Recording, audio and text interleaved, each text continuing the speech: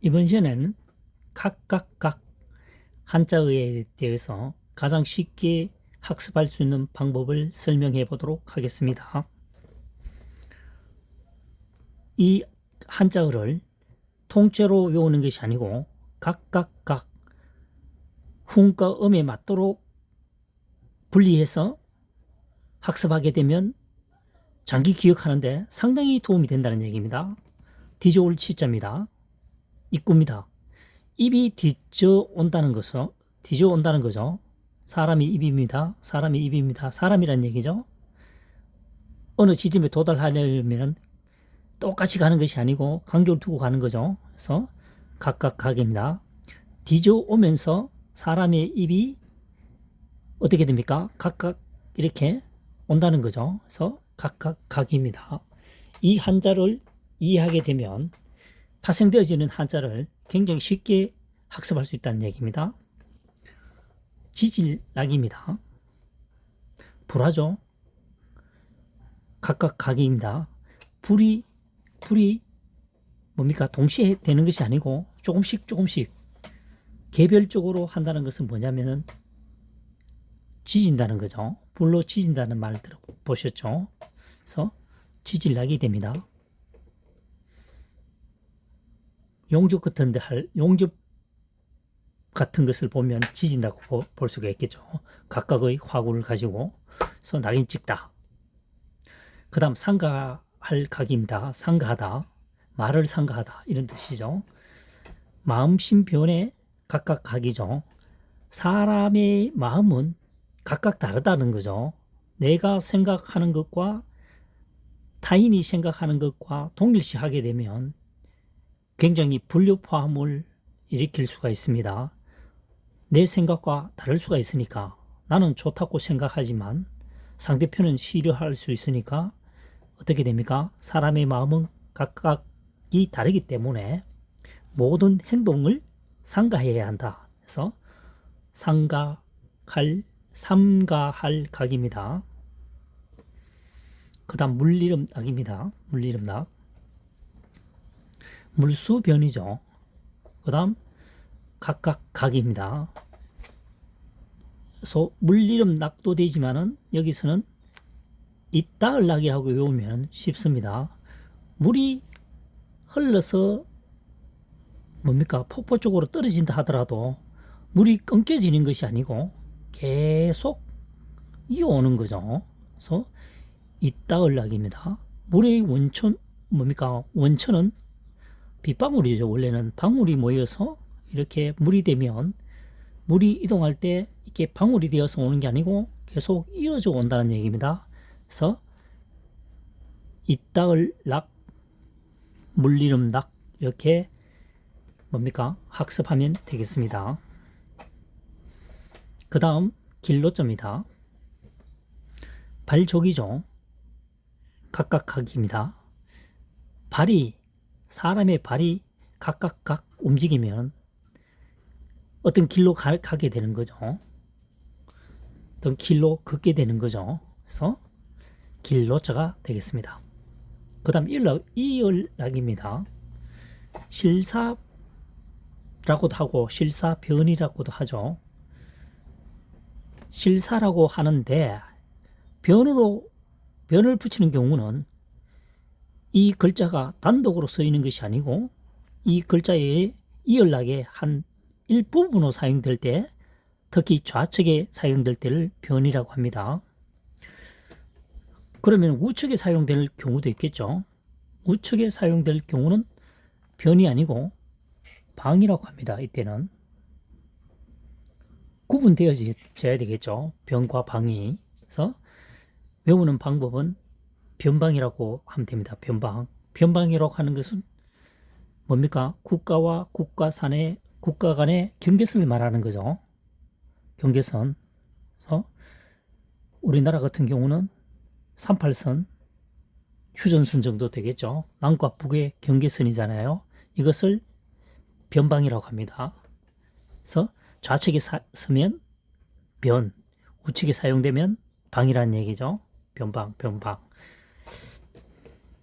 그 다음 해오락이 로입니다. 해오라기로. 새의 종류죠. 길로자입니다. 길로자 배웠죠. 그 다음 새조자입니다. 길가에 있는 새가 해오라기다. 뭐 새는 여러 가지 형태가 있겠지만 해오라기는 특히 특징을 가지고 있다는 얘기죠. 하얀 새이면서 흰색의 새이면서 높이가 60cm 정도 되니까 상당히 크죠. 작은 새는 생각 없이 보면 보이지 않겠지만 60cm에다가 흰색에다가 거기다가 날씬한 색을 긋으면 눈에 확 뜨이겠죠. 그래서 길에 있는 새라고 하는 것은 의미 확장하게 되면 눈에 잘 띄는 새는 해오락이다, 이 얘기입니다. 해오락이로가 되겠습니다.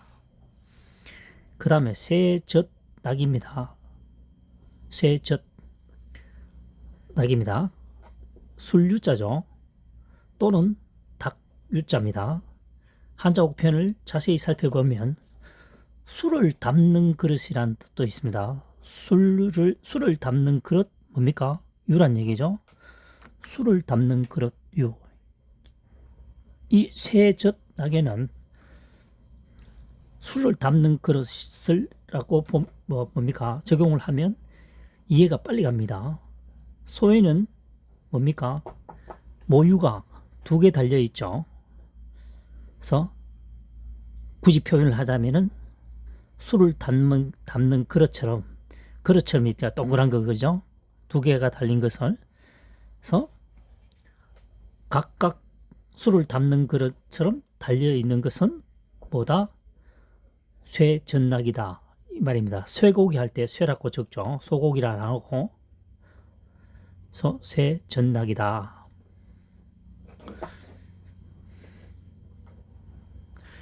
그러니까 이 한자어는 중국에서 만들어졌죠. 추적을 하건대 인간과 이렇게 같이 해오면서 가장 가까운 동물이 소, 그 다음 돼지, 그 다음 개, 대충 이렇죠. 그래서 우리 환경에 가장 가까이 볼 수 있는 소를 등장시켰다고 보면 됩니다. 소의 젖. 됐습니다.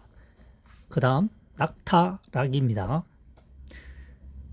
말맞자의 각각 각이죠. 그래서 앞에 있는 그림은 말입니다. 뒤에 있는 것은 낙타겠죠. 말과 유사한 동물인데 각각 혹이 달려 있다는 거죠. 말은 혹이 없죠. 낙타는 사람이 타기 쉽게끔 혹이 2개 딱 나와 있죠. 사실은 한자 사람이 알기로는 이 혹이 사막지대에 물을 저장하는 공간이라고 얼핏 기억이 납니다. 그래서 말처럼 생긴 유사한 동물이지만 각각 혹이 2개 붙어 있는 동물은 낙타라는 얘기죠. 낙타락이 되겠습니다. 그래서 각각 각에서 파생되어진 한자어죠. 하나, 둘, 셋, 넷, 다섯, 여섯, 일곱, 여덟, 아홉. 이 한자어 외에도 더 많은 글자가 있을 수도 있겠죠. 어쨌든 한자를 뭡니까? 파자, 분리하여 훈거음에 맞도록 학습하게 되면 학습 효과는 통으로 외우는 것보다는 비교가 안 되겠죠. 그래서 한자사랑 또 보면 뭡니까? 2023년 현재 시점에서 설명하고 있는데 2023년 현재 시점이라고 하는 것은 주어진 한자어를 최대한으로 활용하여 풀이한다는 거죠. 보시다시피 어떻게 됩니까? 현재 설명되어진 한자어를 외에 주어진 글자 외에 추상적으로 설명한 것은 단 하나도 없습니다. 그래서 뭡니까? 8천 여자를 옥편 기준을 해서 작은 옥편 하나를 통으로 풀이를 했으니까요. 8천 여자를 풀이하면서 지금 현재 설명하고 있는 2023년 현재 시점에서 풀이가 되지 않는 것은 약 1%가 안 됩니다. 99%가 명쾌하게 풀어진다는 얘기입니다.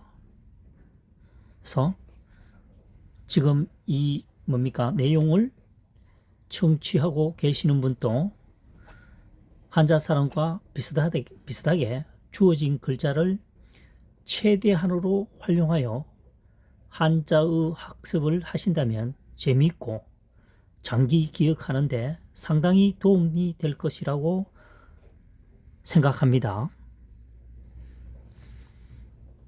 지금까지 설명한 내용이 공감이 간다면 구독, 좋아요를 눌러서 힘을 보태어 주셨으면 좋겠습니다.